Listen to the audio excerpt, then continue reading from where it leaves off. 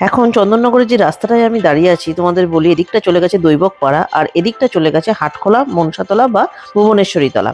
তো হাটখোলা মনসাতলার ঠিক মাঝখানেই আজকে আমার গন্তব্য। ভেতরের অ্যাম্বিয়েন্সটা তোমাদেরকে এক ঝলক দেখিয়ে দিই। টোটালটাই কিন্তু গ্রাম বাংলার পরিবেশ, একদম মাটি, বাঁশ, খড় এইসব দিয়ে কিন্তু তৈরি হয়েছে বিষয়টা। তো দেখতে কিরকম লাগছে সেটা আমাকে কমেন্ট সেকশনে জানিও। আর কোথায় আছি একটু পরেই জানতে পারবে, সঙ্গে থাকো। কেমন লাগছে জায়গাটা? এটা একদম আমাদের চন্দননগরের দৈবকপাড়া মনসাতলা বা হাটখোলা মনসাতলা বলাটা বেটার। তো সেই জায়গাটায় হয়েছে একটা চায়ের হাট। আমি আর ঝিনুক চলে এসেছি, ডিটেলস ভিডিও আসছে। তো ক্যাফেতে যে ধরনের খাবার পাওয়া যায় সে ধরনের খাবারই এখানকার মানে রয়েছে এখানে, যদিও কিছু কিছু আইটেমস এই মুহূর্তে অ্যাভেলেবেল নেই। তো যা ছিল তার মধ্যে থেকেই একটুখানি মানে টিফিন আইটেম নিয়েছি আমরা।